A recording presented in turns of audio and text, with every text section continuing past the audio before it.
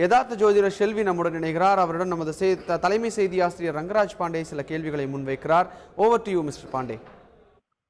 நன்றி விஷ்ணு. நம்ம சில சந்தேகங்களை கேட்டு பெறலாம்னு பார்த்தோம். நம்ம தொடர்ந்து நம்முடைய செய்தியாளர்கள் சில மருத்துவர்களை நம்ம தொடர்பு கொள்ள முயற்சி பண்ணுவோம். நம்ம மருத்துவர்கள் தரக்கூடிய அதிகாரப்பூர்வ தகவல் என்ன, இந்த கார்டியாக் அரெஸ்ட் அப்படிங்கிறது எத்தகைய சீரியஸ் ஆனது, இதை எந்த மாதிரி எதிர்கொள்ள வேண்டியிருக்கும், இது எவ்வளவு நேரம் இதை சமாளிக்க வேண்டியிருக்கும், எப்படி அடுத்த கட்ட டெவலப் பண்ணல அப்படிங்கிறத நம்ம சில மருத்துவர்களிடம் அணுகி அவர்களுடைய கருத்தை நம்ம பெற இருக்கிறோம். அதற்கு முன்னாடி திரு செல்வி அவர்கள் நம்முடைய இணைப்புல இருக்கிறாங்க.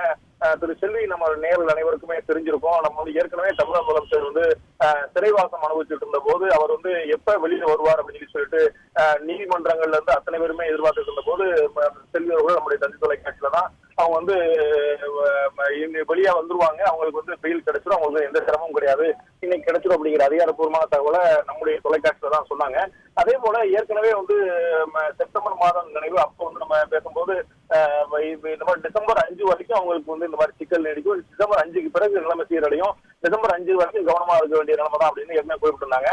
திரு செல்வி, நீங்க முதல்ல இப்ப நம்மளுடைய நண்பர்கள்ட்ட நேர்கிட்ட சொல்லும் போது சொன்னீங்க இந்த மாதிரி 7ஆம் தேதி காலையில வரைக்கும் இந்த மாதிரி ராகுக்குரிய பிரச்சனை இருக்குன்னு சொல்லிட்டு அதற்கான வழி மாற்று வழி என்னன்னு சொல்லி சொல்லும் போது துர்க்கை அம்மனுக்கான பிரார்த்தனைகள், நரசிம்மருக்கான பிரார்த்தனைகள் அப்படிங்கறத நீங்க சொன்னீங்க. இந்த 2 பிரார்த்தனை தொடர்ந்து சொன்னீங்க.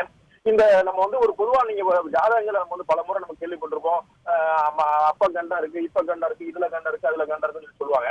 இந்த இந்த நம்ம ஒரு கார்டியாக் அரெஸ்ட் அப்படின்னா அதோட சீரியஸ்னஸ் என்ன அப்படின்னு நம்ம தெரிஞ்சுக்கிற மாதிரி இந்த கண்டங்கள் நம்ம 7ஆம் தேதி காலையில வரைக்கும் நம்ம கவனமா பார்த்துக்கணும் போது இதோட சீரியஸ் நேச்சர் நம்ம எப்படி புரிஞ்சுக்க முடியுமா? ஜோதிடத்துல அதுக்கு வழி இருக்கா?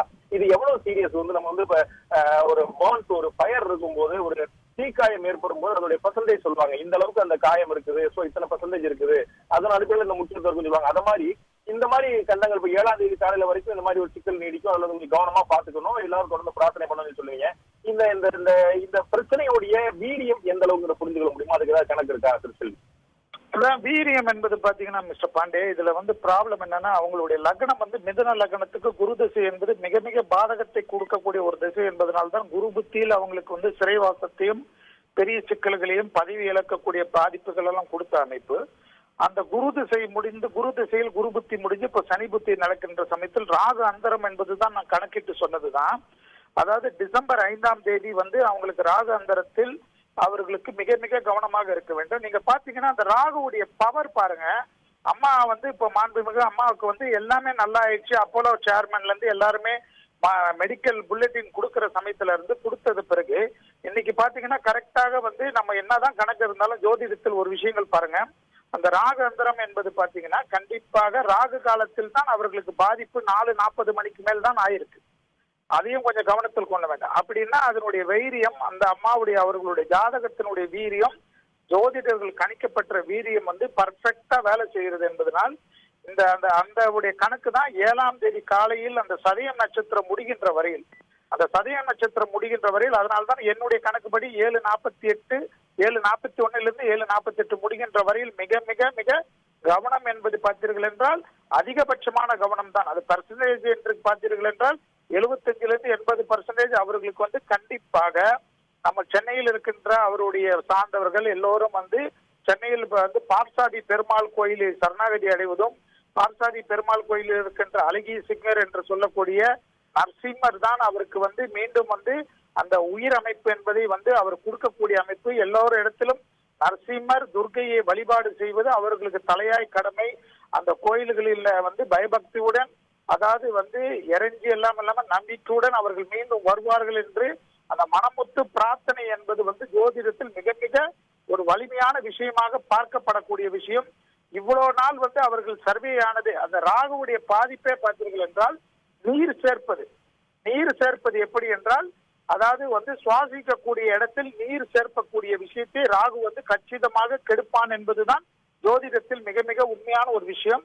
அதனால் இப்பொழுது கூட அவர்களுக்கு கார்டியாக் அட்டாக் என்று சொன்னாலும் ஆர்ட்டுடைய பாதிப்பு என்றாலும் அந்த நீரை அதை சுவாசிக்கக்கூடிய இடத்தில் திருப்பி சேர்த்து விட்டு உபத்திரம் கொடுக்கக்கூடிய பாதிப்பு தான் மிக மிக கடுமையாக இருக்கும். அந்த அமைப்புக்கு உண்டான பாதிப்புக்கெல்லாம் துர்க்கை, அப்புறம் விநாயகருடைய வழிபாடு மிக முக்கியமாக ஸ்டார்ட் பண்ணிட்டு துர்க்கை நரசிம்மரை சரணாகதி அடைந்து அந்த கோயில்களில் அவருக்காக மானசீகமாக பிரார்த்தனை பிரார்த்திப்பது அந்த 7ஆம் தேதி காலையில் நாம் சொன்ன மாதிரி அந்த இப்போது நடந்த இந்த மாலை நடந்த இந்த பாதிப்புக்கு உண்டான அமைப்பு 7ஆம் தேதி காலையில் 7:41 7:48 முடிந்த பிறகு படிப்படியாக குறைய ஆரம்பிக்கும். அதுவரை மிக மிக கவனமாக இருக்க வேண்டும். இந்த நீங்க பிரார்த்தனைகளை தொடரணும் அப்படிங்கறத நீங்க இது நம்ம எல்லா ஜோதிட சிக்கல்லையுமே நம்ம பார்க்கிறோம். ஒரு விஷயம் இந்த மாதிரி ஒரு கண்டம் இருக்கிறது, ஒரு சிக்கல் இருக்குது, ஒரு பிரச்சனை இருக்குதுன்னு சொல்லி சொன்னா அதற்கான பரிகாரங்களும் சொல்லக்கூடியதை நம்ம பார்க்கிறோம். நீங்கள் ஒரு சில பரிகாரங்களை சொல்றீங்க, வேற சில ஜோதிடர்கள் வேற பரிகாரங்கள் சொல்லுவாங்க. இந்த பரிகாரங்களுடைய பலன் எந்த அளவுக்கு இந்த இடத்துல நம்ம எதிர்பார்க்க முடியும்? இப்போ ஜோதிடத்துடைய வீரியம், அந்த கிரகங்களுடைய சஞ்சாரங்களுடைய வீரியம் ஒரு இடத்துல பார்க்கிறோம். இன்னொரு தரப்புல அதோட பரிகாரங்கள் சொல்றோம். இந்த பரிகாரங்கள் இந்த ரெண்டுல எது மிகக்கூடியதா இருக்கும்? அந்த பரிகாரங்கள் எந்த அளவுக்கு பலன் தரும், இல்லாட்டி எந்த அளவுக்கு சீரியஸா பண்ணும்போது இந்த பரிகாரங்கள் கிரக சஞ்சாரங்களை தாண்டி எப்படி மீறி வர முடியும்? அதாவது தெய்வ பரிகாரங்கள் தான் கிரகத்தையே ஒரு கிரகத்துக்கு உண்டான மார்கண்டியர் கதையில இருந்து எல்லாமே தெய்வம் தான் விதியை வெல்லக்கூடிய விஷயங்கள். தெய்வத்தை சரணாகதி அடைவதை தவிர வேற ஒண்ணுமே இல்லை. இந்த விதி இந்த இவர்களுக்கு மார்க்கத்தை கொடுக்கக்கூடிய அமைப்புக்கு உண்டான திசை நடப்பது ஜோதிடத்தில் யாராலும் பாதகத்துக்கு உண்டான அமைப்புக்கு உண்டான திசை, மார்க்கத்தை கொடுக்கக்கூடிய திசை, அதை மாற்றி அமைக்கக்கூடிய ஒரே பலன் மருத்துவத்தில் எல்லாருக்கும் எல்லா விதமான அமைப்பு இருந்தாலும் பிரார்த்தனை என்பது எப்படின்னா, இவருக்காக இவ்வளவு பேர் தெரியாதவர்கள் அவருக்காகவே யாரோ எங்கிருந்தோ எல்லாரும் மானசீகமாக செய்யக்கூடிய அந்த கூட்டு பிரார்த்தனைக்குன்னு ஒரு வலிமை மிக மிக உயர்ந்ததாக காணப்படக்கூடிய விஷயங்கள், ஜோதிட சாஸ்திரத்தில் காணப்படக்கூடிய விஷயங்கள். அந்த அமைப்புக்கு அவருக்கு கண்டிப்பாக அந்த பிரார்த்திப்பது மிக மிக முக்கியமான ஒரு வலிமையை தரும். ஏற்கனவே நாம் சொன்னதை போல்தான் அவர்கள் சிறையில் இருக்கின்ற சமயத்தில் நாம் சொன்னதை போல் இந்த தெய்வத்திற்கு, இந்த கிரகத்துக்கு இந்த தெய்வத்தை செய்யுங்கள்,